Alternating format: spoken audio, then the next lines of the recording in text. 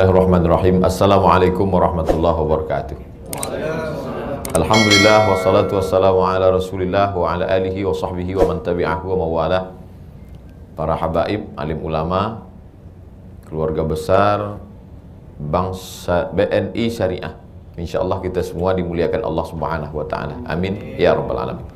Agama Islam itu secara konsep agamanya orang kaya. Agamanya orang yang peduli pada ekonomi. Kalau kita lihat di antara 5 rukun Islam, pertama bersyahadat, yang kedua sholat, 3 zakat, puasa, haji. Itu kelima-limanya terkait erat dengan ekonomi. Sholat misalnya, orang syarat sahnya sholat itu menutup aurat. Orang bisa menutup aurat, maka kalau dia punya uang untuk beli kain, apalagi perempuan, itu tertutup semuanya kecuali wajah. Lalu kemudian zakat. Zakat apa lagi? 40 ekor kambing pasti. Lalu kemudian emas 85 gram. Nah, itu. Jadi gimana mungkin bicara tentang jamaah sekalian, kita bicara tentang zakat. Konsep zakatnya luar biasa, tapi ketika mau bicara masalah bayar zakat, tidak ada yang sampai nisab. Nah, itu tidak mungkin, mustahil. Kemudian ketika bicara apalagi haji, haji itu ada transportasi, akomodasi, konsumsi. Oleh sebab itu Islam ini adalah agama orang kaya, agama orang yang mapan ekonomi. Bagaimana orang masuk surga? Masuk surga itu ceritanya duit. Man bana masjidan, siapa yang bangun masjid, banallahu mislahu baitan fil jannah, dibangunkan Allah satu tempat dalam surga. Jadi kalau mau booking tempat di surga itu bangun masjid. Gimana mau bangun masjid kalau ekonominya morat-marit? Kemudian jihad fisabilillah, beli kuda untuk perang, beli tombak, beli baju besi, itu semuanya cerita masalah duit. Ayat dalam Al-Quran yang paling panjang, surat Al-Baqarah 282. A'udzubillahi minasyaitonirrajim. Ya ayyuhalladzina amanu, hai orang beriman, idza tadayantum, kalau kamu menjalin transaksi, bidainin, hutang piutang, ila ajalim musamma, sampai tanggal batas waktu tertentu, faktu, tulislah. Ayat paling panjang dalam Quran cerita tentang ayat duit, transaksi hutang piutang. Lalu kemudian Nabi Muhammad SAW itu dibawa oleh pamannya berdagang ke negeri Syam. Semua cerita Nabi Muhammad dibawa berdagang. Sebelum lahir ke dunia ayahnya meninggal. Umurnya dalam kandungan Aminah 2 bulan. Perjalanan apa itu ayahnya? Perjalanan dagang. Nabi Muhammad sendiri ketemu dengan Khadijah, bisnis dagang. Jadi jangan bayangkan Nabi ketemu Khadijah itu tablik akbar. Ketemu istri waktu dagang. Lahir ayah nggak di rumah, berdagang. Dibawa oleh paman, dagang. Surat Quraisy itu tentang dagang. Li'ila fi Quraisy, perjalanan dagang orang Quraisy. Ila fihim rihlatas syita was-shaib. Besok ini hari terakhir bulan Zulhijjah. Besok kita sudah 1 Muharram. Itu cerita tentang hijrah. Hijrah itu sendiri berawal dari pertemuan pembesar-pembesar Quraisy di sebuah rumah di Makkah namanya Darun Nadwah. Dar itu rumah, Nadwah rumah pertemuan. Kalau tempat kita sekarang balai adat. Kalau secara negaranya, iya, gedung parlemen. Gedung parlemen di Makkah itu namanya Darun Nadwah. Gedung parlemen itu dibangun oleh Qusay. Muhammad SAW, anak Abdullah, anak Abdul Muttalib, anak Hashim, anak Abdi Manaf, Qusay. Qusay itu orang kaya. Dialah yang membangun gedung itu. Dan itu kakek kelima Nabi Muhammad SAW. Jadi bercerita tentang keluarga Nabi, cerita tentang ibadah, cerita tentang masuk surga. Itu orang kaya. Jadi yang miskin Pak Ustadz, sabar. Sabar masuk surga. Nggak sabar, masuk neraka. Sudah miskin, melarat, nggak sabar, neraka jahanam. Oleh sebab itu maka kalau cerita tentang masalah uang, ekonomi, Islam itu amat sangat membangkitkan ekonomi. Makanya ada satu fikih khusus tentang uang. Selama ini kita fikih sholat, fikih puasa, fikih politik, ada namanya fikih muamalah. Muamalah itu interaksi sosial, gadai menggadai barang, pinjam meminjam. Makanya Nabi Muhammad SAW itu ketika sampai di kota Madinah, dia bangun pasar. Dan sahabat Nabi bernama Abdurrahman bin Auf itu minta tunjukkan, dullani ala suqikum, tunjukkan saya mana pasar. Maka dibuatlah pasar Islam untuk supaya tidak ada riba di dalam, membedakan dengan pasar orang Yahudi. Idza nudiya lis-sholati min yaumil jumu'ah, kalau kamu dipanggil azan hari Jumat, fas'au ila dzikrillah, bersegeralah mengingat Allah, maksudnya segera ke masjid. Wa dzarul bai', tinggalkan jual beli. Karena memang bisnis waktu itu sibuk sekali jual beli. Kalau sudah azan, stop. Fas'au ila dzikrillah, segeralah mengingat Allah. Tapi nanti setelah selesai sholat, idza qudiyatis sholah, kalau sudah selesai sholat, fantashiru fil ard, bertebaranlah di atas muka bumi. Wabtaghu min fadlillah, dagang lagi. Bahkan ketika haji mereka takut dagang. Gimana kami mau dagang? Nanti ini kan wadhkurullaha fi ayyamin ma'lumat, fi ayyamin ma'dudat. Ingatlah Allah pada hari-hari tertentu, tanggal 8 hari Tarwiyah, tanggal 9 hari Arafah, tanggal 10 hari Nahar, 11, 12, 13 hari Tasyrik. Boleh nggak bisnis 6 hari ini? Turun ayat, laisa alaikum junahun an tabtaghu fadlan min rabbikum. Kamu boleh cari rezeki di hari-hari itu. Makanya kita sedang lontar jumroh di Mina, orang tetap jualan dompet. Jadi pasar terbesar internasional itu ya pasar haji itu. Mestinya di masjid itu, bukan dalam masjidnya, ma'arbahallahu tijaratakum. Allah tidak akan memberikan keuntungan kepada kamu kalau kamu dagang di masjid. Dalam masjid nggak boleh. Tapi di masjid itu mestinya, pinggiran masjid itu adalah ruko-ruko, toko-toko, untuk sehingga tidak lagi terbayang kalau tanah wakaf itu tanah kuburan. Jadi tanah wakaf itu ya buka bisnis, dagang, jualan. Kaila yakuna dulatan bainal aghniya minkum, supaya uang itu tidak berputar di tangan orang kaya saja. Maka dalam Islam diharamkan riba. Orang kaya punya uang 1 M, uang disimpan. Habis itu tiap bulan dapat bunganya. Hidupnya itu stagnan, ya gitu-gitu aja. Nggak senang, nggak susah, karena tiap bulan dia sudah jamin pasti dapat bunga 10%. Tapi ketika uang ini dijadikan mudharabah, bagi hasil. Dalam Islam kalau orang punya uang 1 M, uang itu jangan disimpan. Cari anak-anak muda, buka luang pekerjaan baru. Anak muda, kamu bisa apa? Ternak ayam. Buka ternak ayam. Ini 100 juta ternak ayam. Perjanjiannya gimana? Bagi hasil. 100 juta, kalau untung nanti 150, terserah mau bagi 50, 50, 60. Gimana? Ya terserah bapak lah. Oke, 50, 50. Jadi kalau untung 150, untuk saya 25, untuk kamu 25. Otomatis setelah uang dipakai 100 juta sama anak muda tadi, setiap hari dia telepon anak muda itu. Apa kabar? Sehat? Karena kalau sampai sakit uang nggak pulang.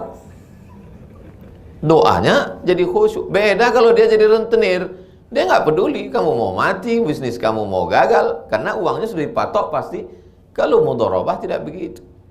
Mudharabah inilah yang dijalankan Nabi Muhammad SAW dengan Sayyidah Khadijah. Yang punya barang Khadijah, yang membawanya Nabi Muhammad SAW. Ketika dia jujur, dia dapat untung banyak, bagi hasil banyak. Ini anak muda kok barang dagangannya laku terus. Gimana sih orangnya? Penasaran, ketemu. Ternyata ganteng, bersih, putih. Nabi Muhammad itu putih. Nah, kebarangannya laku. Sebab itu anak-anak muda ini dimotivasi untuk bisnis dagang. Jangan sampai dia menjadi menggantungkan diri, menyusu sampai anak cucu. Jual tanah. Dia mesti ada orientasi bisnis. Maka modalnya dari mana? Yaitu, perbankan syariah ini sama aja Pak Ustadz sama konvensional. Bedanya masuk assalamualaikum, pegawainya pakai jilbab. Makanya kalau goblok jangan dipelihara, apalagi di share. Itu namanya murabahah. Murabahah itu adalah permodalan. Jadi dari mana bank syariah itu dapat untung? Bank syariah itu dapat untungnya dari tijarah. Tijarah itu jual beli. Jadi orang bank syariah itu jual beli. Orang yang tidak mengerti Ah sama aja Pak Ustadz, pinjam uang 100 juta, nanti bayar 125, di konvensional juga begitu, malah lebih murah lagi di konvensional. Muncullah ungkapan di mulut orang yang tidak paham, tidak ngerti, sekejam-kejamnya ibu tiri lebih kejam bank syariah. Nah, ini kan la haula wala quwata illa billah. Jadi detailnya gini. Memang dia perlu kecerdasannya ekstra. Orang yang otaknya nggak aktif nggak bisa. Jadi harus banyak makan otak-otak. Kebetulan kita sedang di Palembang. Jadi gini, saya mau usaha, tapi uang nggak ada. Lalu saya datang ke Bank Syariah. Assalamualaikum, Bank BNI Syariah. Ya, BNI Syariah. Saya mau pinjam uang. Oh, nggak bisa, kata BNI Syariah. Karena pinjam uang, bayar uang, riba. Nggak bisa. Bapak mau buka apa? Saya rencana ini mau beli apa? Mau beli mobil. Berapa harga mobilnya? 200 juta. Maka Bank Syariah, BNI Syariah membeli mobil itu. Bank Syariah membeli mobil itu seharga 200 juta. Dijualnya ke saya 225. Nah, kalau akadnya jual beli, boleh nggak ngambil untung? Ya boleh. Kalau ada orang jual beli nggak ngambil untung, dua kemungkinan, bodoh atau memang dia udah kaya betul. Kalau kaya ya nggak usah jual beli, kasih aja sedekah. Yang namanya jual beli itu ya pasti ngambil untung. Saya beli baju 50.000, saya jual 75, ya ngambil untung. Oleh sebab itu Bank Syariah itu dapat uangnya dari mana? Ya dari tijaroh, dia jual beli. Oh enggak tuh Pak Ustadz, buktinya Bank Syariah nggak punya barang, dia wakilkan pembeliannya. Aslinya BNI Syariah itu punya gedung, dia punya semua yang diinginkan oleh nasabah ada, kalian beli. Maka transaksinya waktu itu bukan uang dengan uang, karena kalau uang dengan uang itu riba, uang dengan barang tidak riba. Saya sudah tulis itu 6, 5, 7 tahun yang lalu. Tulis saja di Google itu.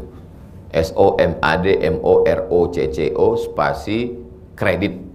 Somat Moroko spasi kredit. Enter, dapat 3 fatwa ulama saya buat. Saya copy di situ, saya terjemahkan bahwa uang dengan barang tidak riba. Tapi kalau saya terlambat bayar kan tetap kena denda juga Pak Ustadz. Apa bedanya dengan di konvensional? Denda Anda di Bank Syariah itu adalah punishment, takzir, supaya ente menjadi orang yang disiplin. Tapi denda itu kemudian nanti dibagikan untuk masalih amah, kemaslahatan, kepentingan umum. Denda itu dibagikan ke panti jompo, anak yatim, fakir miskin, duafa, masjid, kepentingan umum. Itu beda denda syariah dengan konvensional. Insya Allah BNI Syariah denda udah ditiadakan Ustaz. Nggak ada denda. Apalagi. Tapi saya justru khawatir kalau nggak ada denda ini nanti orang nggak bayar. Nah, denda itu, jadi orang katakan kalau denda di situ riba, dimanfaatkan untuk apa? Ini kadang umat ini ada yang ribet dengan umat ini. Dia kalau AC rusak, dia bawa ke servis AC. Kalau motornya rusak, dia bawa ke bengkel. Tapi kalau pemahaman agamanya rusak, dia nggak nanya ustadz, dia mikir sendiri. Ini ada ketimpangan pemikiran. Ketika dia naik pesawat, kenapa ketika tentang masalah ini nggak mau nerima fatwa DSN, Dewan Syariah Nasional? Ini BNI Syariah ini ada Dewan Syariahnya. Percayakan saja. Cuman dia nggak percaya sama Dewan Syariah. Tapi waktu naik pesawat dia percaya sama pilot. Ini kan unik orang. Waktu naik pesawat nggak pernah tuh dia ketuk pintu pilot, dia nanya, Pak pilot ini handbrake-nya mana, remnya mana, koplingnya mana, minyaknya masuk ke mana, ini minyak campur atau minyak murni. Nggak pernah mau tahu dia tentang pesawat. Dia udahlah serahkan aja ke pilot. Tapi dalam masalah ekonomi syariah, yang itu mesti ada orang tahu sumber hukum Quran, hadis, ijma', qiyas, syar'u man qablana, saddu zara'i, qaulu sahabi, istihsan, istishab, urf, usul fiqh. Di situ dia mau tahu betul gimana ini prosesnya. La ilaha illallah. Ente nggak sanggup ini terlalu berat bagi kamu guys. Ini cukup bagi kami aja. Jadi kalau udah ada fatwa Dewan Syariah Nasional tentang terkait itu, murabahah permodalan syariah, mudharabah bagi hasil, wadiah penitipan penyimpanan uang, akadnya itu apa? Di akad itulah bedanya. Oleh sebab itu pahami dengan baik. Jadi kalaulah di ekonomi, di perbankan syariah, BNI syariah sudah menerapkan secara prakteknya di masyarakat, teorinya di masjid. Habib menjelaskan, Ustadz, Kiai, Buya, alim ulama di masjid menjelaskan, Bapak Ibu jamaah sekalian, malam ini yang akan kita bahas adalah mudharabah bagi hasil. Berapa sebenarnya keuntungan yang boleh diambil oleh pemodal. Dari maghrib ke isya pembahasan mudharabah. Jadi nggak lagi pembahasan rukuk sujud itu nanti duluan lutut apa tangan, kunut subuh, la haula wala quwata illa billah. Itu sudah selesai di perbandingan masa. Celana di bawah mata kaki. Yang dibahas celana di bawah mata kaki. Orang sekarang celananya di atas lutut. Kenapa itu nggak dibahas? Yang di bawah mata kaki itu sudah dibahas semua. Oleh sebab itu menyibukkan diri dengan sesuatu yang nggak penting itu adalah ciri sifat dari min husni islamil mar'i tarkuhu ma la ya'nihi. Kalau mau melihat kualitas keislaman seseorang, lihatlah bagaimana dia membahas sesuatu yang tak penting. Oleh sebab itu saya amat sangat bangga tumbuhnya sekolah tinggi ekonomi syariah.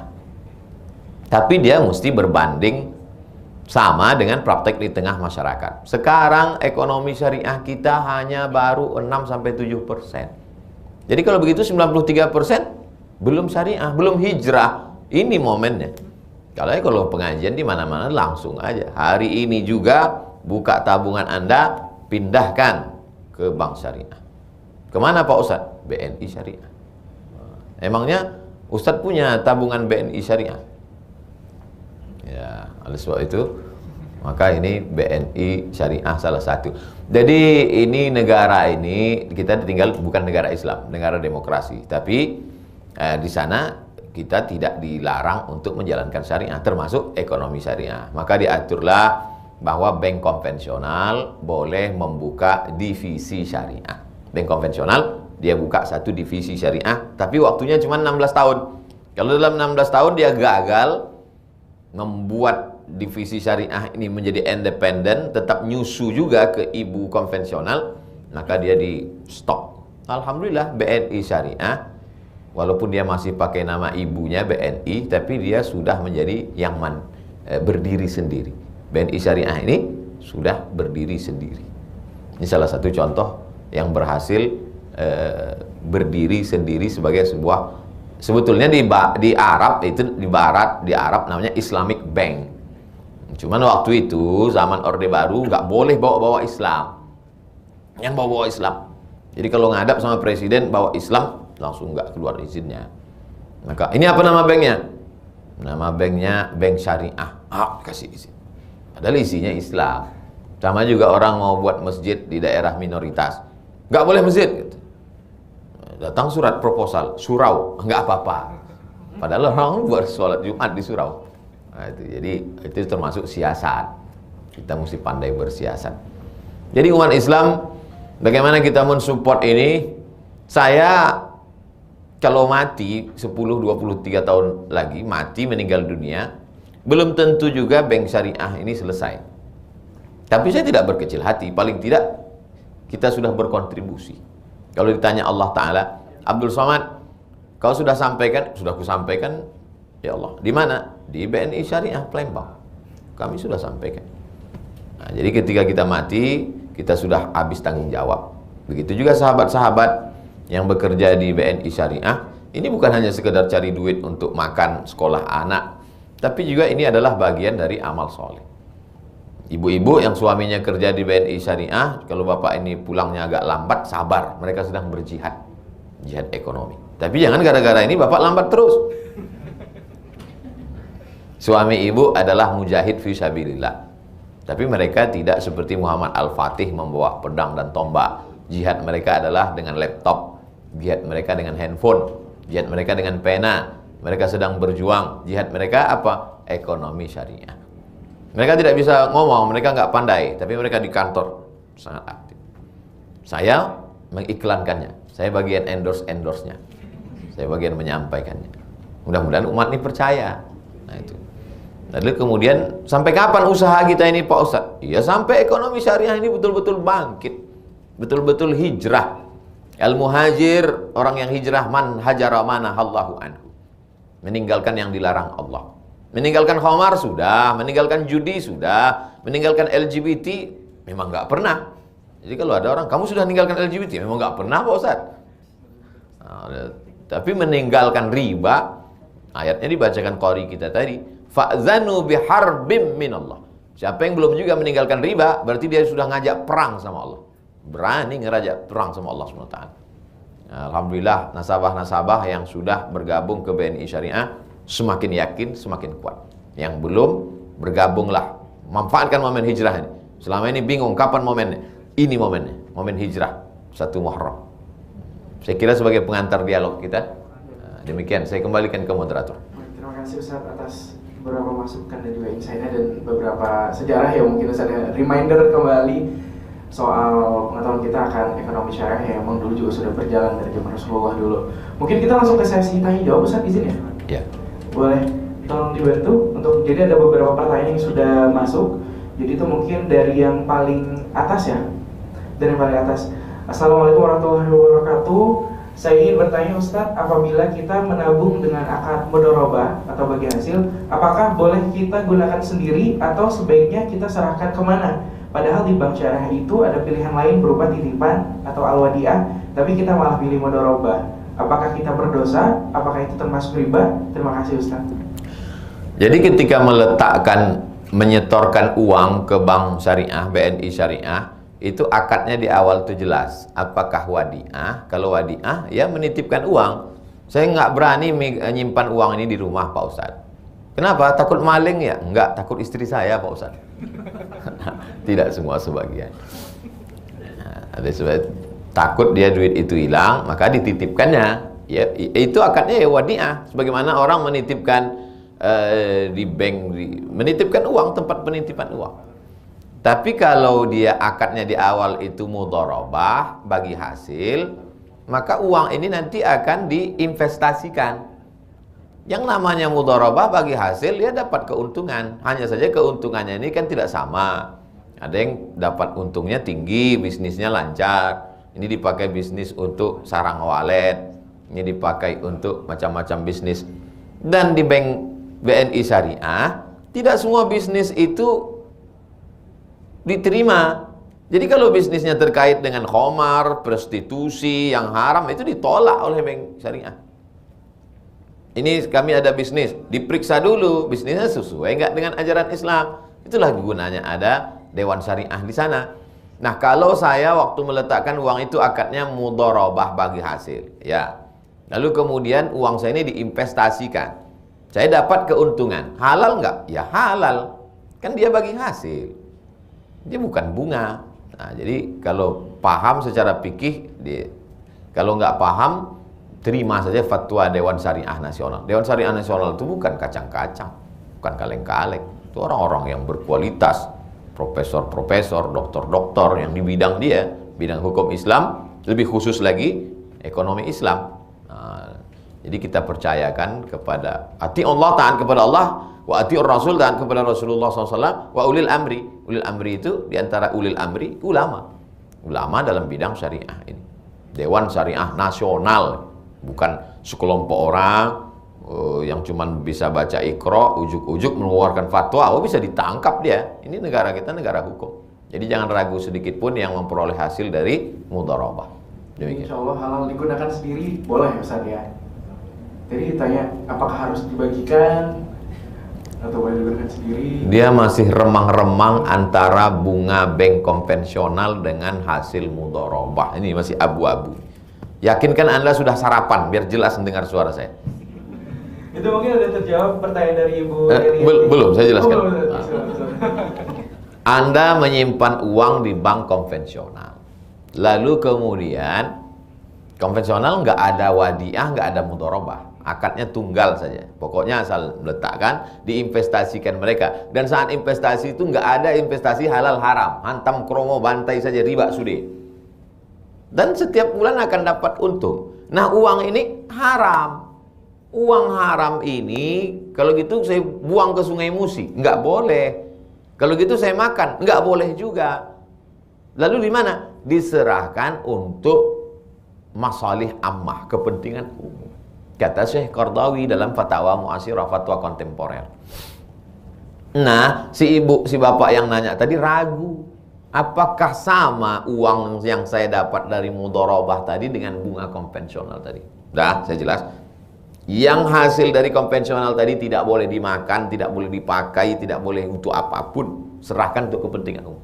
Tapi kalau bapak ibu dapat dari hasil mudharabah, itu halal. Saya masih ragu Pak Ustadz, kirim ke saya. Nanti saya berikan beras, bukan untuk saya. Saya berikan beras, saya belikan beras untuk bagi sembako fakir miskin tiap bulan. Kami punya program tiap bulan. Nah, oleh sebab itu maka saya yakin saya ragu ini karena sedikit. Biasanya orang ragu sedikit. Kalau udah banyak, yakin saya Pak Ustadz, yakin. Nominal ya Ustadz ya? Nominalnya. Nominalnya.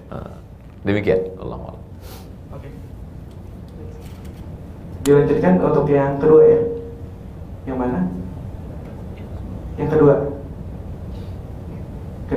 Bismillahirrahmanirrahim. Assalamualaikum Ustadz, nama saya Anik Sumardi. Pertanyaannya, saya pernah baca buku Ustadz bahwa katanya kalau yang berlabel syariah itu tandanya tidak syariah, karena contohnya nggak ada Islam syariah, salat syariah, puasa syariah. Mohon penjelasannya Ustadz. Kalau yang berlabel syariah itu tandanya tidak syariah. Ini orang-orang yang meruntuhkan semangat ekonomi syariah. Orang-orang seperti ini masuk kategori alladzi waswisu fi sudurin nas minal jinnati wan nas. Oleh sebab itu bukunya jangan dibaca, jangan dihiraukan. Ikuti As-Sawadul A'zam, ulama kita dari Dewan Syariah Nasional. Macam-macam cara untuk meruntuhkan semangat, dan mereka tidak memberikan alternatif, nggak memberikan solusi. Oleh sebab itu jangan hiraukan yang model-model begini. Kalimat aja berbolak-balik, berbelit-belit. Kalau nggak syariah. Oleh sebab itu maka yakinkan diri, hijrah ke bank syariah, kemudian jangan lagi kembali ke konvensional. Adapun yang tidak syariahnya bank syariah, menunjukkan syariah berarti nggak syariah, itu nggak usah diikuti. Kuatkan, tanya ke ustadz yang betul mengerti, kemudian yang paham dan ada semangat jihadnya, jihad dalam ekonomi syariah. Yang jelas untuk bertanya cari memang sumber yang benar-benar berilmu Ustadz ya. Jangan tanya ke Google juga yang jelas. Jangan cari ke Google. Google tuh nggak bisa membedakan mana halal mana haram. Google tuh apa yang antum cari ada di situ. Prostitusi online aja dilayani Google. Oke, kita lanjut ke pertanyaan selanjutnya Ustadz ya. Assalamualaikum, afwan Pak Ustadz. Di bank syariah ada tabungan yang memberikan bagi hasil nasabahnya, dan tabungan ini ada biaya administrasinya. Tetapi ada juga yang betul-betul tidak memberikan bagi hasil, jadi murni nasabah hanya menitipkan uangnya dan tabungan ini tanpa biaya administrasi. Mana yang lebih baik di antara kedua pilihan ini yang betul-betul sesuai dengan syariah Islam? Apakah tabungan dengan bagi hasil itu dibenarkan? Syukran. Iya, ini pertanyaannya mirip yang tadi, beda wadiah, penitipan, meletakkan uang karena khawatir kalau di rumah dicuri maling, maka letakkan. Atau dia mau uang ini diinvestasikan, namanya mudharabah. Ya terserah. Kalau mau untung, mau ada usaha di situ, masuk ke mudharabah. Tapi kalau hanya untuk safety, aman, ya wadiah. Terserah. Saya maunya wadiah aja. Ya udah, letak simpan. Saya maunya mudharabah bagi hasil supaya tiap malam. Kalau mudharabah itu doanya lebih khusyuk. Ya Allah, mudah-mudahan usaha-usaha saudara-saudaraku ini berhasil semua. Nanti kalau ada orang kelihatannya doanya panjang, itu pasti akadnya mudharabah. Tapi kalau wadiah, slow aja. Mau kau untung, mau rugi, matilah kau situ, kata dia. Itu wadiah, karena nggak ada hubungan sama dia, uang dia nggak dipakai. Tapi kalau dia mau dipakai, dan sebetulnya yang dalam dua-duanya sesuai syariat Islam. Bukan berarti wadiah ini nggak syar'i, mudharabah ini syar'i, tidak begitu. Dua-duanya syar'i, sesuai syariat Islam. Wallahu a'lam. Baik, bagi sedikit sudah dijawab. Ini masih ada keraguan berarti, ada kemungkinan ya. Dia belum, masih samar-samar dia. Dari pertanyaan ini beberapa ini masih samar-samar. Tadi pertanyaan pertama samar-samar antara bank bunga konvensional dengan hasil mudharabah. Kemudian ini juga masih samar-samar abu-abu antara wadiah dengan mudharabah, meletakkan, menitipkan, menyimpankan uang atau investasi. Jelas kalau itu. Dan mereka nanya kan karena nggak jelas. Kalau jelas ngapain dia nanya? Benar Ustaz, masih ditanyain nggak jelas. Selanjutnya kita ke pertanyaan selanjutnya. Ini dari Bapak Kemas Azhar. Assalamualaikum Ustaz, semoga Ustaz selalu berada dalam lindungan Allah Subhanahu wa taala. Waalaikumsalam. Ustaz, saya mau bertanya bagaimana ya caranya mengambil keuntungan secara syariah dan sesuai tuntunan agama. Karena saya mu'alaf, saya belum paham betul tentang bagaimana batas boleh mengambil keuntungan dalam berdagang. Yang saya pernah baca, dulu cara Rasul berdagang, beliau menyebutkan modalnya terserah yang mau beli bayar berapa pada Rasul. Mohon pencerahannya Ustaz. Jazakallahu khairan katsiran. Cara yang dibuat Rasul zaman dulu, kalau kita terapkan sekarang, orang ketawa ngejek kita. Dulu waktu saya masih kecil ya, waktu itu supermarket belum sebesar sekarang. Zaman dulu kalau orang jual buah itu, buah yang jelek dibuat di dalam, buah yang bagus duku misalnya. Duku dibuat yang cantik-cantik, apalagi jualnya dalam akuarium. Pinggir. Itu pas nyendoknya nanti baru yang busuk. Jadi orang ketika beli, dia beli sekali, wal awalu wal akhiru, itu yang pertama dan terakhir. Habis itu dia tobat, saya beli di sini. Tapi kemudian kita lihat sekarang pasar buah tidak begitu. Ini buah yang bagus. Ini buah yang kurang bagus. Ini buah yang enggak bagus. Harganya, jadi masyarakat milih. Itulah cara Nabi itu. Jadi zaman Nabi itu bukan ditutupi yang jelek dengan yang bagus, enggak. Nabi jelaskan, ini bagus harganya sekian. Ini kurang bagus harganya sekian. Ini enggak bagus harganya sekian. Zaman dulu 20 tahun yang lalu kalau kita ajarkan gitu orang ketawa, ya enggak laku lah kata dia. Zaman sekarang justru yang begitu yang laku kan. Nah, tapi yang cara Nabi ini enggak dilaksanakan, yang belum dilaksanakan orang sekarang adalah ini barang sekian, modalnya sekian, saya ambil untung sekian. Andai ini dibuat, saya yakin dan percaya mukjizat Nabi Muhammad SAW. Nanti sebelum hari kiamat pasti akan muncul bisnis model begini. Karena orang berani bayar berapapun karena dia trust, dia percaya. Tapi begitu dia ditipu, sekali dia ditipu, sampai hari kiamat dia nggak mau lagi. Nah, Bapak baru masuk Islam. Catatan amal Bapak tentang dosa 0. Mudah-mudahan Bapak, mumpung Bapak belum banyak dosa, doakan juga BNI Syariah supaya berkembang pesat. Nah, saya mau jelaskan bahwa menyebutkan berapa modal, berapa keuntungan itu bukan rukun, bukan syarat, bukan wajib. Jadi kalau Bapak jualan, Bapak dagang, Bapak cukup sebutkan harga saja, nggak usah tipu-tipu. Tanpa harus menyebutkan ini celana, kainnya saya impor dari upah jahitnya sekian, saya ambil untung sekian, kamu mau nggak mesti begitu. Jadi Bapak, saya paham Bapak kan baca sejarah Nabi, lalu apakah mesti begini? Enggak. Jadi Bapak jual, innamal bai'u antaradin, jual beli itu sama-sama ridho. Penjualnya setuju, pembelinya setuju, nggak ada unsur tipu, dia jual, sah. Nah, itu.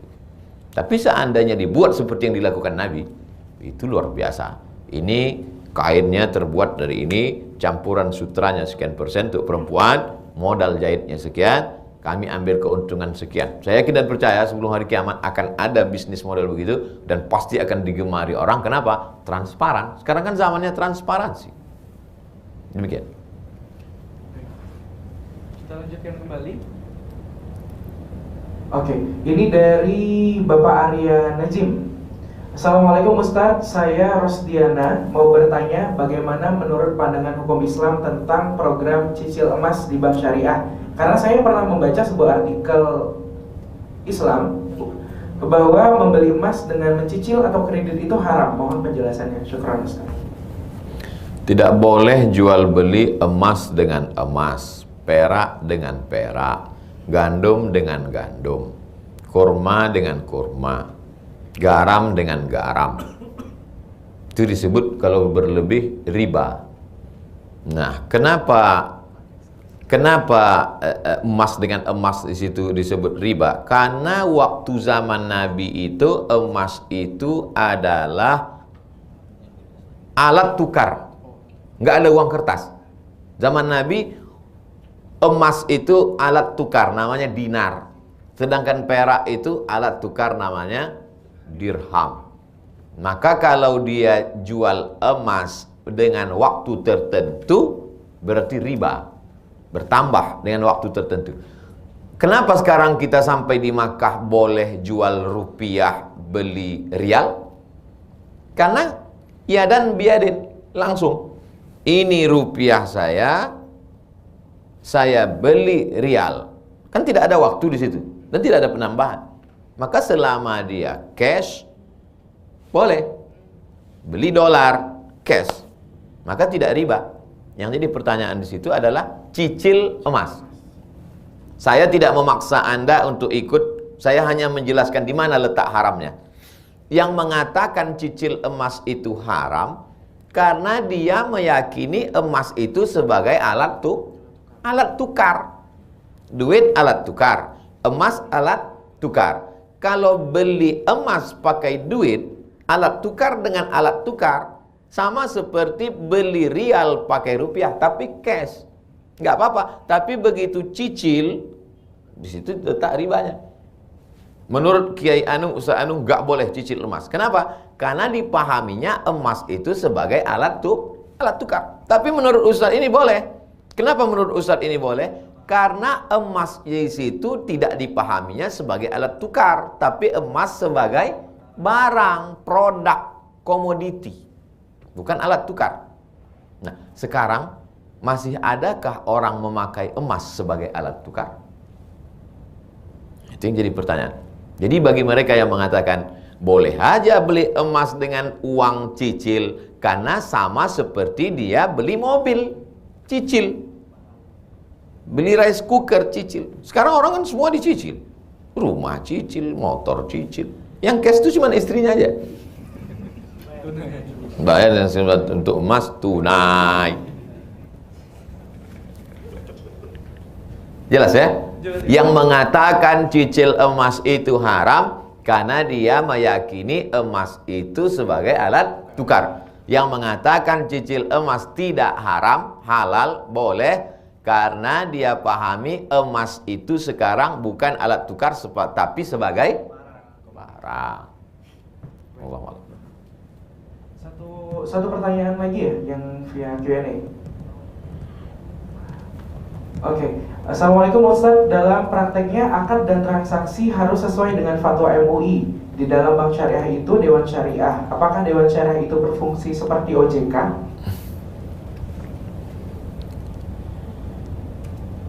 Yang mengatur masalah negara dulu namanya sultan.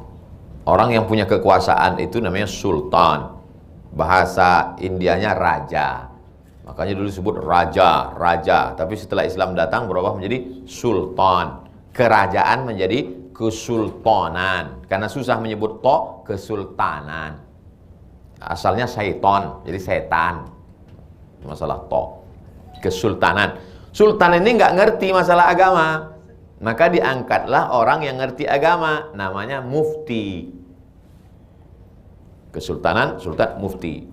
Ketika Negara Kesatuan Republik Indonesia berdiri, tak ada lagi sultan, maka mufti pun tak ada, karena kita pimpin oleh presiden.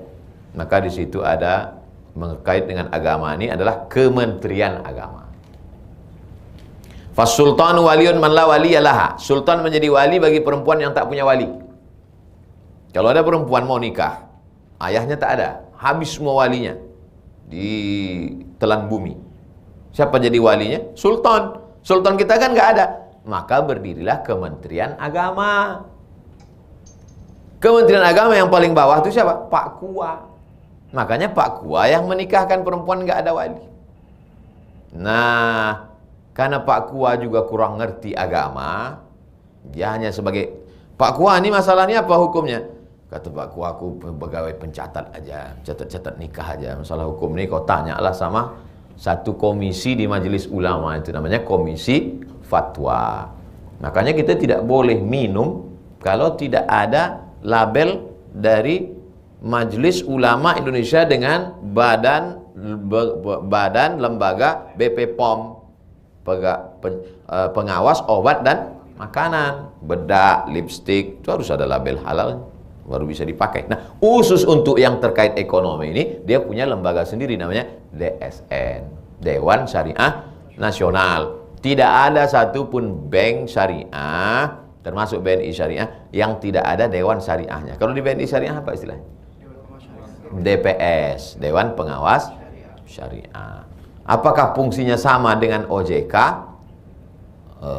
OJK ini terkait dengan negara, sedangkan syariah ini terkait dengan hukum halal, haram, makruh, mubah. Nah, itu. Demikian. Allah. Baik, untuk pertanyaan selanjutnya via Zoom live ya? Atau satu lagi penanya. Boleh. Ini dari Pak Yudi. Assalamualaikum warahmatullahi wabarakatuh. Waalaikumsalam. Izin bertanya Pak Ustadz, apabila kita punya uang dan mampu untuk membeli sesuatu, tetapi kita malah meminjam uang di bank syariah untuk membeli sesuatu tersebut, bagaimana hukumnya? Terima kasih atas jawabannya. Kita punya uang 200 juta untuk beli mobil. Ada uang kita 200. Tapi kemudian kita meminjam ke BNI Syariah sejumlah yang sama. Sejumlah yang sama, artinya kita mau cicil. Ini terkait tentang masalah hukum hutang dalam Islam. Boleh nggak kita ngutang? Kalau nggak boleh ngutang, ngapain ayat yang paling panjang tentang hutang? Ayat paling panjang itu hutang. Nabi Muhammad SAW meninggal dunia. Wadir'uhu marhunatun inda yahudiyin. Baju besinya, Nabi itu punya baju besi namanya dir'ah. Itu tergadai. Orang gadai itu kan ngutang kan? Saya pinjam uang bapak ya, saya ngasih Pak Ustadz, tapi nanti kalau Ustadz nggak bisa bayar, Ustadz gadaikan apa? Ini saya gadaikan gadai. Artinya saya ngutang. Nabi Muhammad SAW meninggal dunia dalam keadaan ngutang. Yang nggak boleh itu ngutang riba. Itu yang nggak boleh. Jadi kalau dia ngutang ke BNI Syariah, dia sebetulnya sedang utang barang, bukan utang duit. Dia utang barang. Barang itu dibeli oleh BNI Syariah, lalu kemudian dijual. BNI Syariah dapat untung dari tijarah, dari dagang, dari bisnis. Bukan meminjamkan uang rentenir. Maka pada saat itu, mana yang lebih baik Pak Ustadz? Bisa jadi dia mau tidak pakai uang dia yang 200 tadi karena dia mau beli tanah, dia mau buka usaha, terserah. Tapi kalau saya pribadi, secara syariat Islam tidak salah ngutang. Tapi saya secara pribadi, saya nggak mau ngutang. Saya termasuk orangnya penakut. Kalau ada utang nggak bisa saya tidur malam. Jadi saya tak pernah ngutang. Dari dulu tak pernah. Bukan berarti saya kaya banyak duit, enggak. Tapi kalau ada orang yang nggak boleh itu demi untuk prestis, untuk lifestyle hebat, mobil mewah, rumah, tapi ngutang semua. Nah, itu yang nggak boleh. Tapi selama dia tidak terjebak pada riba, maka dalam Islam hutang itu, hukum asal hutang itu adalah boleh. Wallahu a'lam. Selanjutnya kita ke pertanyaannya lewat live, Ustaz. Jadi nanti kita persilakan satu penanya untuk join ke Zoom kita. Boleh? Silakan yang sudah dipilih sama panitia.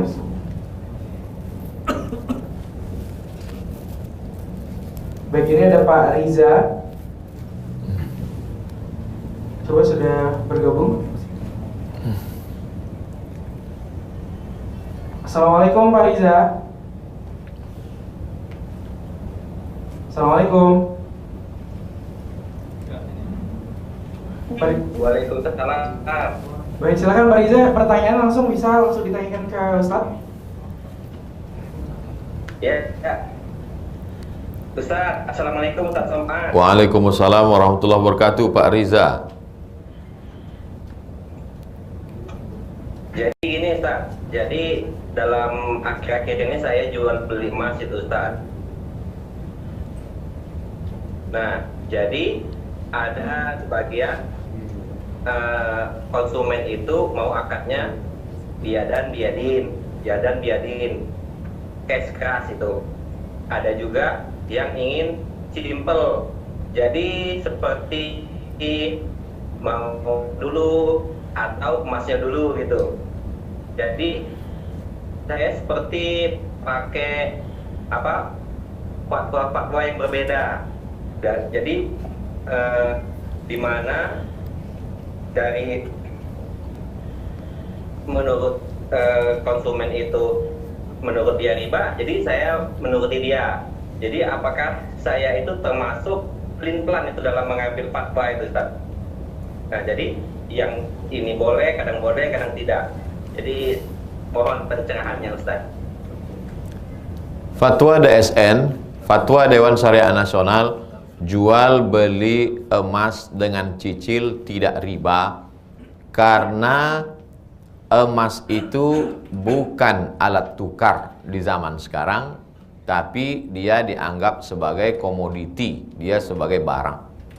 Jadi kalau Pak Riza memakai fatwa ini, tak ada masalah.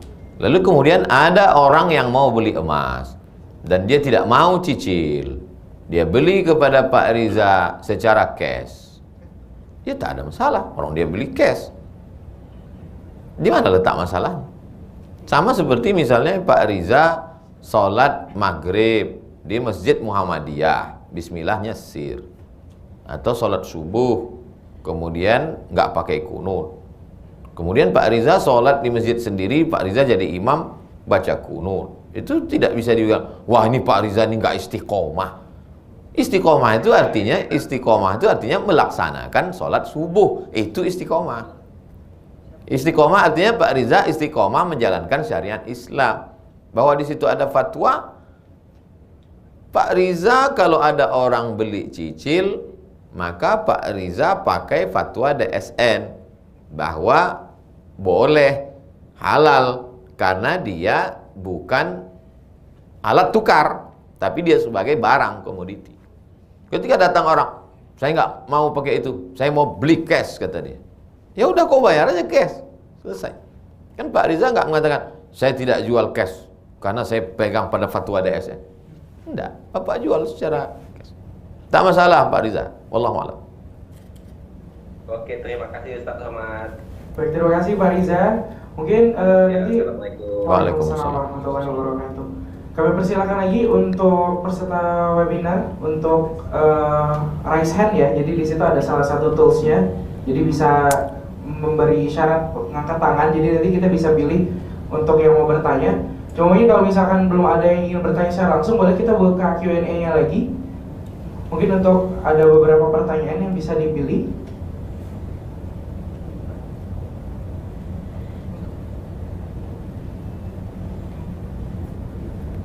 Yang mana? Oh. Ini pertanyaan dari Pak Ferial. Assalamualaikum warahmatullahi wabarakatuh. Saya mau tanya mengenai zakat harta, Ustaz. Jika uang yang pertama sudah mencukupi masa haulnya dan nilai nominalnya dikeluarkan zakatnya, 4 bulan setelah itu mendapatkan rezeki dengan nilai 200 juta. Apakah masa nisabnya ini sama dengan uang yang pertama atau sesuai dengan jatuh tempo pada saat uang itu dapat dan sampai dengan nisabnya? Kapan uang tabungan Bapak atau Ibu? Bapak. Kapan uang tabungan Bapak mencapai nisab 85 gram? Saya masih pakai harga emas lama. 85 gram emas kali 500 ribu, 42.500.000. Kabarnya harga emas sudah naik. Jadi kalau 42.500.000 tepat hari ini 42.500.000, maka Bapak baru wajib mengeluarkan zakat setelah setahun. Berarti 30 Zulhijjah 1442 tahun depan. Sehari menjelang 1 Muharram barulah Bapak keluarkan 2,5%. Karena syaratnya haul, 1 tahun dipegang. Lalu kemudian setelah 4 bulan, Muharram, Safar, Rabiul Awal, Rabiul Akhir. Pas Rabiul Akhir bertambah duit Bapak 200 juta menjadi 242.500.000. Kapan Bapak baru membayar zakat? tunggu haul tahun depan. Bukan tunggu haul tahun depan, bukan 1 tahun setelah dapat 200 tadi dipisahkan, tidak. Digabungkan yang 200 tadi bersama 42.500.000. Yang pertama maksudnya. Ya, Bapak tetap membayar zakatnya nanti, bukan dipisahkan antara yang 42.500.000 dengan yang 200, enggak, digabungkan, campur menjadi satu pada 30 Zulhijjah 1443. Hitung berapa duit Bapak? 242 juta. Maka keluarkanlah zakatnya 2,5% dari 242.500.000. Bukan dari 200. Digabungkan menjadi satu. Tiba-tiba di tengah perjalanan atau pas itu berkurang menjadi 30 juta. Bapak tak wajib bayar zakat. Gimana caranya biar supaya nggak berzakat saya Pak Ustaz? Saya ajari gimana caranya supaya nggak berzakat. Jual, beli tanah. Beli tanah, harga tanah 210. Tinggal 30 juta. Orang yang di bawah nisab tidak kena zakat. Seumur hidup tidak berzakat bisa. Tapi ingat, Allah Maha tahu. Itulah pentingnya orang jangan belajar fikih. Karena fikih itu banyak sekali celah halal haramnya, pasal-pasal karet. Bisa. Tapi belajar juga tentang tauhid, malu kepada Allah. Masa punya duit banyak enggak mengeluarkan zakat? Petani yang cuman 520 kilo mengeluarkan zakat. Masa kita pada bisnismen enggak mau mengeluarkan zakat? Duit itu kadang keluar juga sendiri. Bisa. Dan yang banyak mengambilnya, kalau Anda berzakat, yang ngambil zakat itu fakir miskin. Tapi kalau Anda simpan, dia keluar juga. Yang ngambil siapa? Dokter spesialis. Nggak percaya, cobalah simpan. Nanti baru percaya. Betul kata Ustaz Somad. Habis diambil Pak Dokter. Kata Pak Dokter, kan udah dikasih tahu Ustaz Somad. Pilihan di Anda. Pilihan ada pada Anda. Baik, kita lanjutkan lagi untuk pertanyaan. Mungkin coba dicek apakah ada yang raise hand di aplikasi kita. Jadi kami persilakan untuk Bapak Ibu sekalian yang pengen bertanya langsung dan Ustaz, nanti insya Allah kita sambungkan via Zoom, jadi bisa bertanya langsung. Kalau bisa masih belum ada, kita bisa pilih dari Q&A lagi ya, karena waktu juga masih ada.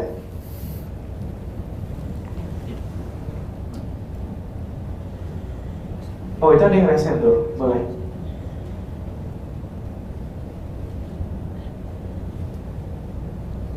Ibu Deliati ya.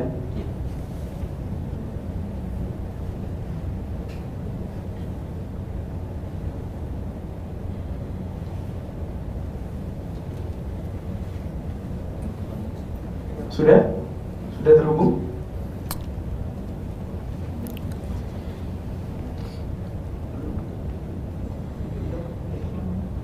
Sudah terhubung dengan Ibu Deliati ya?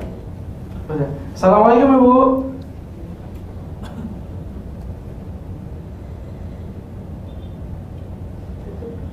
Assalamualaikum Ibu. Boleh silakan Ibu yang ingin bertanya kepada Ustaz. Ustaz, Assalamualaikum Ustaz. Waalaikumsalam warahmatullahi wabarakatuh.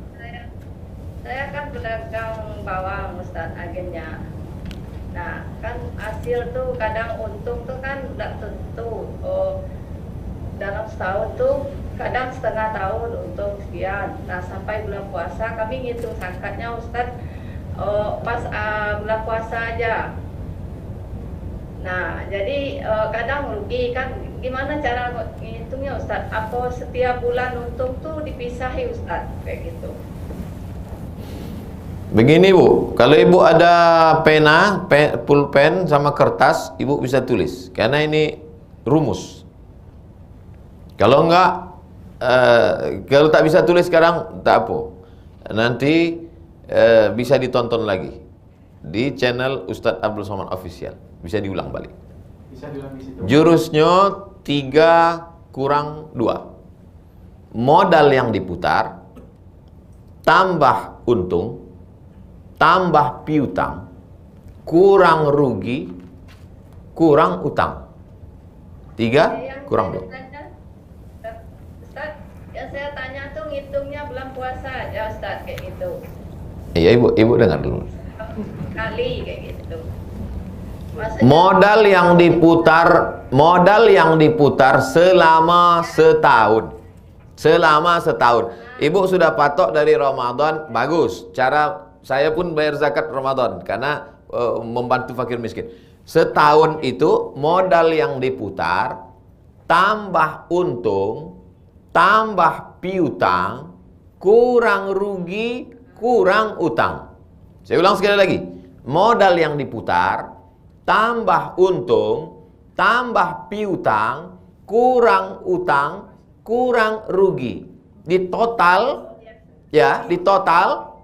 selama setahun ternyata di atas 85 gram emas, di atas 85 gram kena zakat. Tapi ternyata kurang, rugi, kurang, maka tak kena zakat.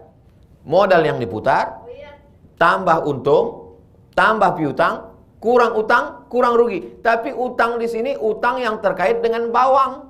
Jangan utang mobil masukkan. Nah, jelas ya, Bu? Ya, memang kayak gitu sayangnya. Udah, mantap, mainkan. Alhamdulillah. Terima kasih Bu, semoga udah menjawab ya Bu. Kalau misalnya kurang jelas mungkin nanti bisa menghubungi panitia, mungkin bisa di-share juga. Tadi bisa buka YouTube Ustaz Somad langsung ya. Yuk. Ya, assalamualaikum. Waalaikumsalam warahmatullahi wabarakatuh. Baik, kami persilakan lagi untuk yang peserta webinar kita yang sudah raise hand. Itu ada lagi ya yang ingin bertanya secara langsung kepada Ustaz Somad. Boleh?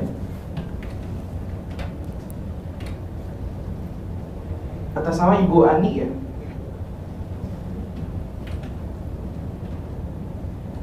Sudah terhubung?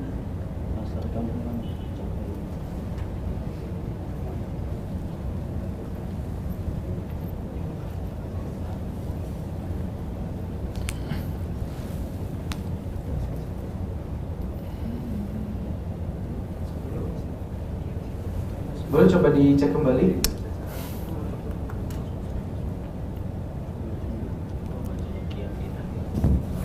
Atau kita move dulu ke Q&A dulu. Boleh? Boleh, silahkan dipilih dulu. Yang mana? Oke. Ini pertanyaan dari Ibu Suwadi. Assalamualaikum Ustaz, kenapa jika sudah menunggak selama 3 bulan tetap berlaku punishment agunan kita disita oleh bank syariah? Jadi tidak ada beda dengan bank konvensional. Terima kasih Ustaz. Terkait tentang masalah denda, sama-sama berdenda, sama-sama dikenakan denda pada bank konvensional dengan bank syariah. Di mana letak bedanya? Denda pada bank syariah, dendanya itu tidak dipakai untuk gaji karyawan dan lain sebagainya. Pada teorinya begitu. Kalau ada yang keluar daripada itu, berarti dia sudah menyalahi fatwa DSN. Tapi denda itu diserahkan untuk masolih ammah, kepentingan umum. Diserahkan untuk kepentingan umum. Panti jompo, anak yatim, fakir miskin, du'afa, dan lain-lain. Umum, masolih ammah. Begitu denda dalam bank syariah secara hukumnya. Lalu kemudian denda itu untuk takzir, untuk pemberian efek jera supaya orang tidak melakukan keterlambatan, supaya orang menjadi berdisiplin. Itu beda antara denda dalam konvensional dengan syariah. Sedangkan dalam konvensional, denda itu adalah akan dijadikan diputar uang itu untuk penyelenggara itu, dijadikan lagi sebagai keuntungan. Disitulah letak ribanya. Karena ketika dia terlambat, uang itu akan dibagikan lagi sebagai keuntungan bagi orang yang menabung, menyimpan itu. Jadi nampak bentuknya mirip sama, tetapi perbedaannya adalah pada penggunaannya. Bentuknya sama, sama-sama berdenda, tapi penggunaannya memang beda. Maka jangan ragu orang yang bekerja di bank BNI Syariah, jangan-jangan gaji saya ini diambil dari titik peluh keringat penderitaan orang. Tidak, karena denda itu secara hukum yang dikeluarkan fatwa Dewan Syariah Nasional untuk kepentingan masalih ammah. Makanya ada dana tertentu dari bank BNI, dari bank syariah itu untuk du'afa, untuk fakir miskin. Demikian. Baik, selanjutnya kita coba cek lagi dulu untuk yang sudah raise hand ya. Boleh dipilih. Mungkin ingatkan kembali untuk Bapak Ibu peserta webinar, untuk yang sudah dipromot jadi panelis untuk masuk, mungkin koneksi internet juga dicek ya. Karena ini mungkin bisa jadi kendala karena koneksi internet juga. Nah, ini kita terhubung dengan Bapak Arya. Assalamualaikum Pak. Assalamualaikum.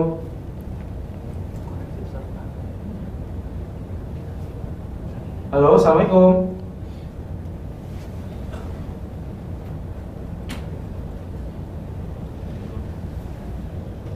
Assalamualaikum Pak Arya, bisa mendengar suara kita?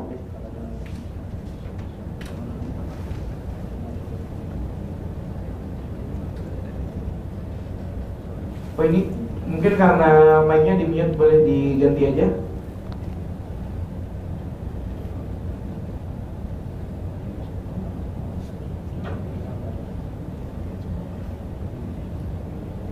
Sudah bisa?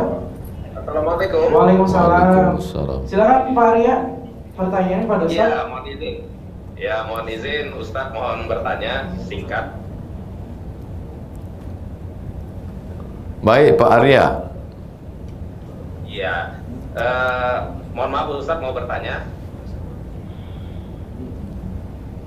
Halo. Ya, silakan Pak Arya.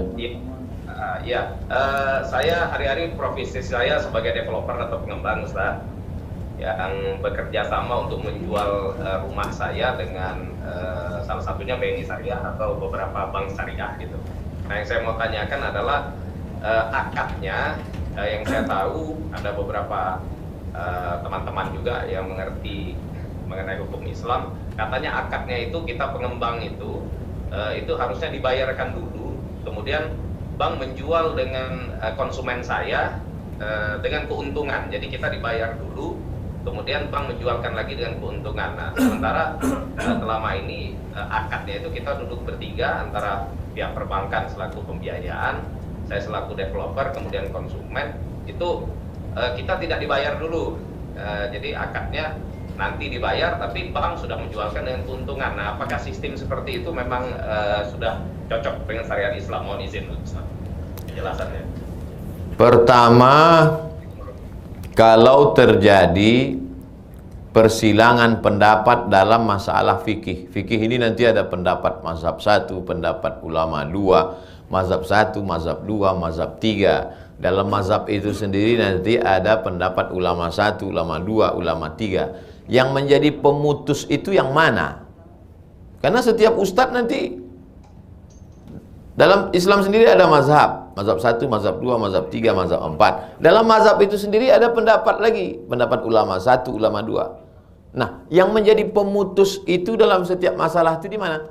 Yang menjadi pemutus itu adalah pendapat yang dipakai oleh ulil amri.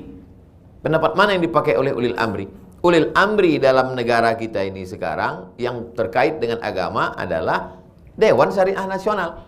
Karena itu ulil amri kita nggak mengerti masalah fikih ini, maka diserahkannya kepada pakar-pakar. Sama seperti penetapan 1 Muharram, 1 Ramadan diserahkan kepada lembaga Badan Hisab dan Ruqyah di bawah Kementerian Agama. Begitu juga dalam masalah ekonomi, di mana diserahkannya? Ke Dewan Syariah Nasional. Maka bapak-bapak nasabah prioritas eksklusif mesti melihat fatwa Dewan Syariah Nasional. Ketika terjadi kontra antara Dewan Syariah Nasional dengan praktek yang dilakukan oleh bank terkait, maka dilaporkan ke siapa? DPS. Apa tadi? Dewan Pengawas Syariah. Pak Dewan Pengawas Syariah, setelah kami baca di Dewan Syariah Nasional ini, begini fatwanya. Tapi yang terjadi pada prakteknya terhadap kami begini. Ini ada masalah ini Pak. Jadi Dewan Pengawas Syariah itu ada fungsi. Nah, terkait tentang masalah akad-akad tadi, aslinya, saya ambil satu contoh. Aslinya bank membeli. Bank membeli mobil mobil itu kemudian dimiliki oleh bank, lalu kemudian datang nasabah membeli mobil, akad dia tapi prakteknya kan tidak begitu. Prakteknya jual beli dengan cara taukil, wakil. Bank memberikan uang ke si nasabah, dibelinya mobil itu ke dealer dengan cara jual beli mewakilkan. Nah itu. Kenapa? Karena memang orang bank tidak punya tempat untuk membeli mobil. Bank tak punya parkir aja payah. Gimana dia mau beli mobil? Bank tidak punya karyawan cukup untuk membeli hari itu berapa mobil yang mau dibeli, berapa rumah. Maka ada akad membelikan dengan cara wakil. Ini sebagai perbandingan contoh bahwa tidak kaku, tidak baku seperti yang ada di kepala kita, bahwa bank membeli mobil, mobil dibawa ke bank, mobil sudah punya bank penuh, lalu si pembeli membeli ke bank dengan cara cicil. Tidak seperti itu. Nah, itu yang disebut fikih. Itu ya begitu. Fikih itu artinya tidak hanya sekedar mengerti, paham, tapi kalau dalam fatwa Dewan Syariah Nasional itu dibenarkan, maka tidak dikatakan haram, karena mereka menggodok ini dengan berbagai macam disiplin ilmu. Ekonomnya ada di dalam, akuntansi ada di dalam. Nah, demikian Pak. Wallahu a'lam. Ya, baik, terima kasih Ustaz. Barakallah. Baik, terima kasih. Selanjutnya kita cek lagi untuk yang pertanyaan lewat Zoom. Boleh Ustaz? Boleh, ambil dulu Ustaz. Jadi kita cek dulu yang sudah raise hand di aplikasi. Boleh dipilih. Baik, ini ada Pak Mindra ya. Baik, assalamualaikum Pak.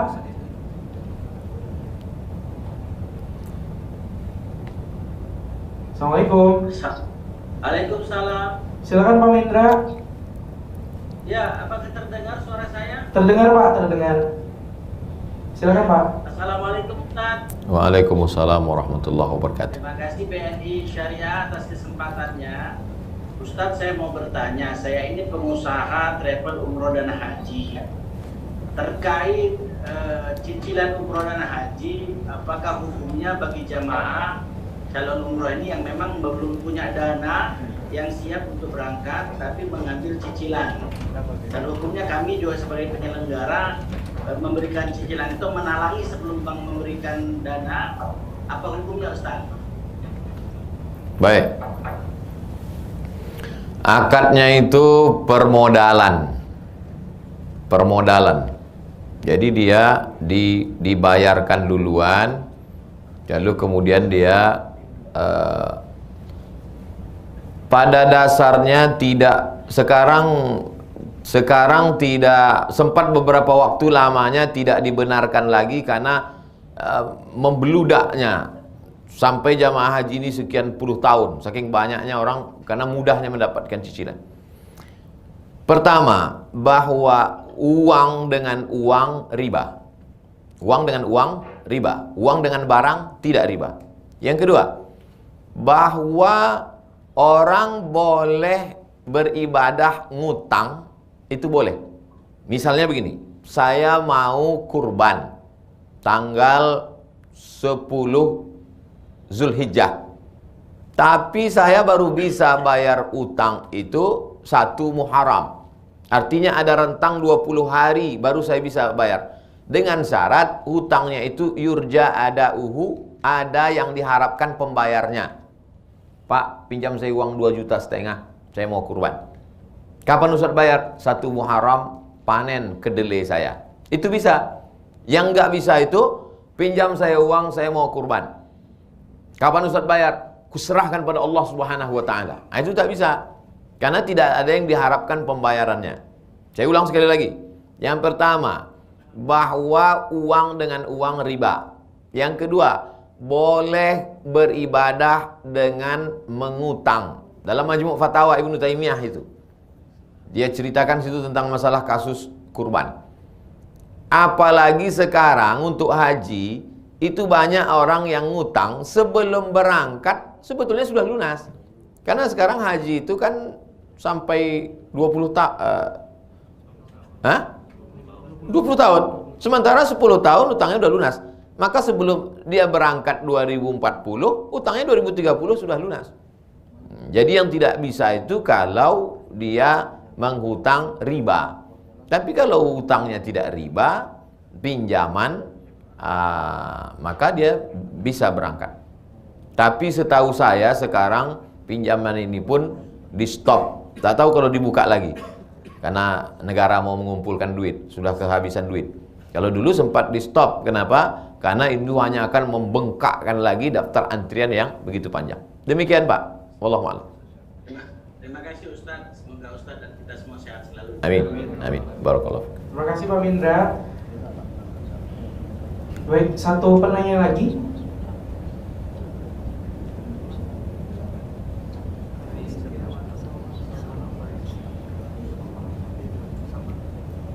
Boleh dipilih? Oke.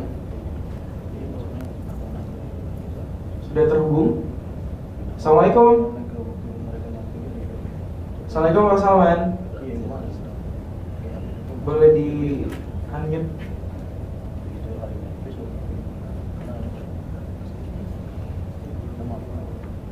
Assalamualaikum Pak Salman.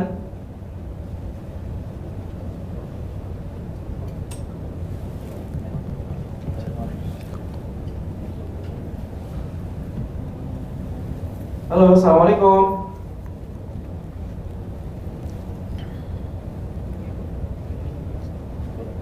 Boleh di unmute? Waalaikumsalam. Silakan Pak Salman. Ya, jadi ada yang mau saya tanyakan nih Ustaz, mengenai akad kredit rumah KPR nih Ustaz.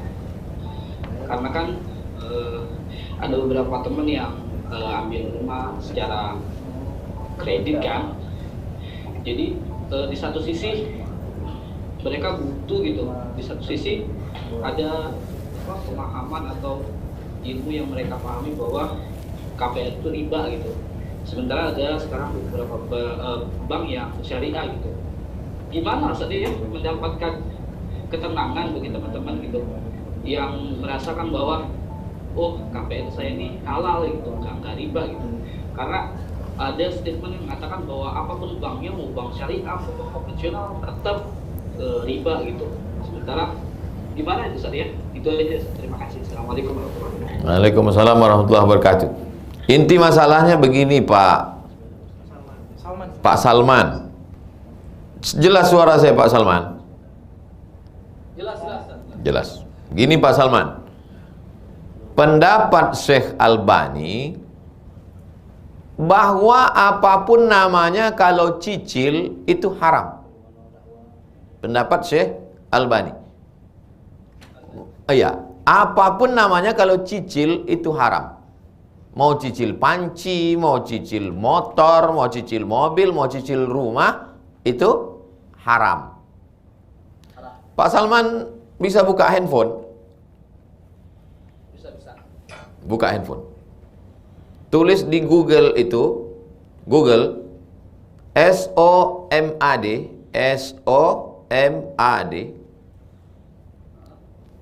sambung, jangan ada spasi. SOMAD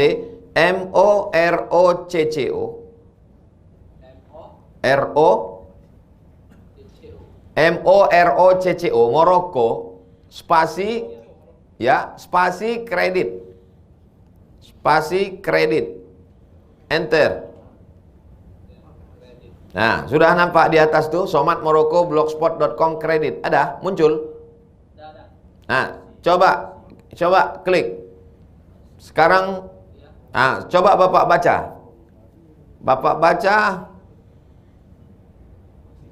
baca terjemahnya. Segala puji bagi Allah. Coba baca, saya mau dengar. Ya, coba baca. Ya, segala puji bagi Allah. Coba baca. Iya, Fatwa 18 Rajab 1426 Hijriah. Ya. Segala puji bagi Allah, salawat dan salam pada Rasulullah, Ya. keluarga dan para sahabatnya. Ya. Bapak tuh Majma' Al-Fiqih Al-Islami, lembaga fikih Islam, Ya. memperbolehkan jual beli dengan tempo. Tuh. Coba.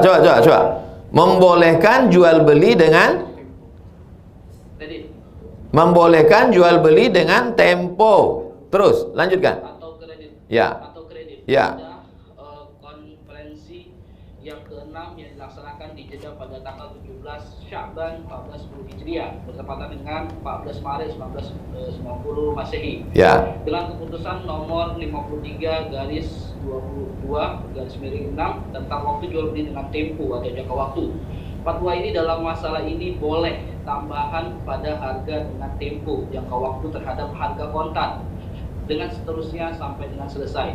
Sumber Fatwa Asy-Syabakah Al-Islamiyah Juz 170 halaman 250. Oke, sekarang kita baca fatwa kedua. Mobil-mobil yang dijual. Oke, mobil-mobil yang dijual dengan cara kredit, Ya. jika saya beli maka harganya bertambah. Jika harga kontan 15.000 rial maka dijual dengan harga lebih dari itu ketika dijual dengan cara kredit. Apakah ini riba? Jawaban, jual beli kredit itu tidak ada keberatan di dalamnya atau boleh jika waktu dan tambahannya diketahui, meskipun harga kredit lebih mahal daripada kontan. Ya. Karena penjual dan pembeli sama-sama mendapatkan manfaat. Ya. Penjual mendapatkan manfaat tambahan harga dan pembeli mendapatkan manfaat tempo atau jangka waktu. Ya. Disebutkan dalam Syekh Al-Bukhari dan Muslim bahwa Barirah itu hamba sahaya, dijual oleh tuannya dengan cara kredit selama 9 tahun. Barirah itu manusia, itu Barirah itu bukan mobil. Barirah dibeli dalam Sahih Bukhari, dijual oleh tuannya dengan cara kredit selama 9 tahun. 1 tahunnya dibayar 40 dirham. Ini menunjukkan bolehnya jual beli kredit karena tidak ada unsur gharar, tidak ada judi, juga tidak ada riba dan jahalah, maka boleh. Sama seperti jual beli lainnya. Jika barang yang dijual itu hak milik si penjual dan berada dalam kekuasaannya saat transaksi jual beli berlangsung. Fatwa siapa itu? Coba Bapak, fatwa? Sumber. Majmu' Fatawa bin Bas. Bin Bas mufti Saudi Arabia. Bin Bas mengatakan boleh. Albani mengatakan nggak boleh. Tapi Ustadz, ini adanya pihak ketiga itu katanya Ustadz yang membuat haram ya Ustadz. Saya juga bingung Ustadz. Udah sarapan pagi tadi. Udah jelas. Sekarang dengan penuh kesadaran ya. Jadi Pak Salman tidak meminjam uang ke bank. Pak Salman tidak meminjam uang ke bank syariah. Bank syariah sudah membeli. Bank syariah sudah membeli rumah itu. Lalu Pak Salman sekarang membeli apa Pak Salman? Membeli rumah.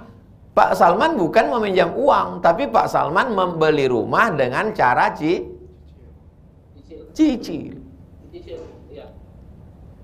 Itulah isi fatwa tadi, membeli rumah dengan cara cicil.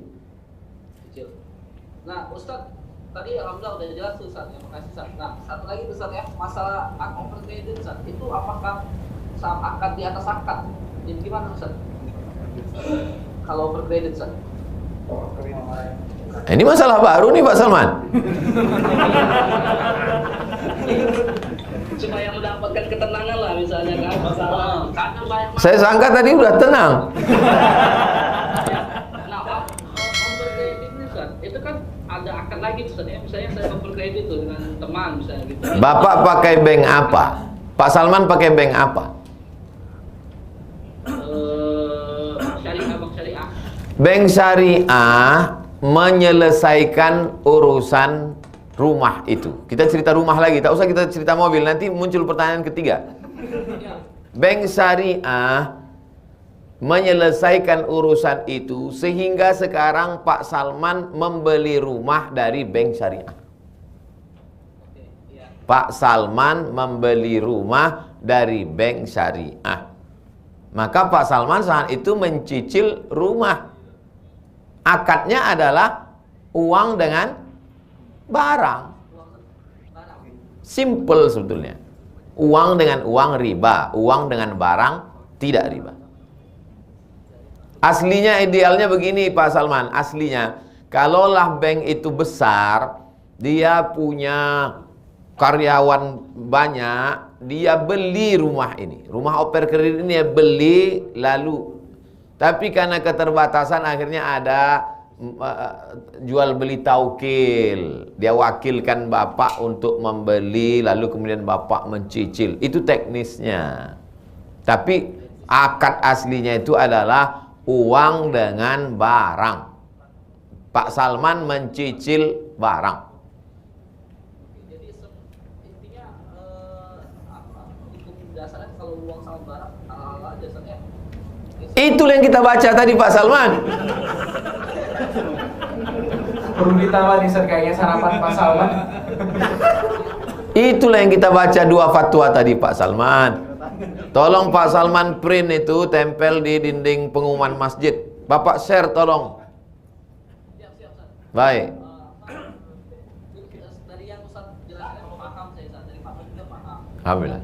Apakah ada tafsir lagi, maksudnya ta'liq lagi dari hukum ini, dari makna ini atau gimana Ustaz? Apa udah jelas itu Ustaz ya? Sebenarnya barang mengalir itu udah halal Ustaz. Jelas, jangan ragu lagi Pak Salman. Serahkan ke BNI Syariah. Oke, siap Ustaz, siap. Terima kasih banyak Ustaz. Jazakumullah. Barakallah. Baik, terima kasih Pak Salman. Jadi mungkin pertanyaan terakhir untuk hari ini Ustaz, alhamdulillah. Jadi memang karena keterbatasan waktu juga dari agenda dari Ustaz Abu Somad yang lumayan padat di Palembang Ustaz ya. Insya Allah mungkin kalau misalkan ada kesempatan lagi akan kita buat yang jilid 2. Amin. Insya Allah. Dan kami ucapkan juga terima kasih untuk Bapak Ibu sekalian yang sudah hadir dalam webinar kita pada hari ini. Semoga ilmu yang diberikan dan juga yang kita dapatkan hari ini dapat bermanfaat untuk kita semua. Amin. Akhirul kalam wabillahi taufiq wal hidayah. Wassalamualaikum warahmatullahi wabarakatuh. Waalaikumsalam.